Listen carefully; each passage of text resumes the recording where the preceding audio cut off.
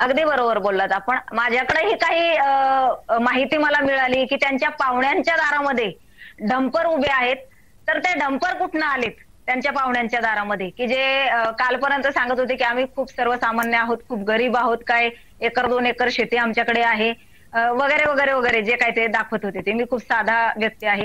तर मग त्यांच्या अगदी नजीकच्या पाहुण्यांजवळ, अगदी लगडच्या पाहुण्यांजवळ कुठनं त्यांच्या दारासमोर या डंपर उभे राहिलेत? तुम्हाला माहिती आहे ना, तर मग नाव घ्या ना.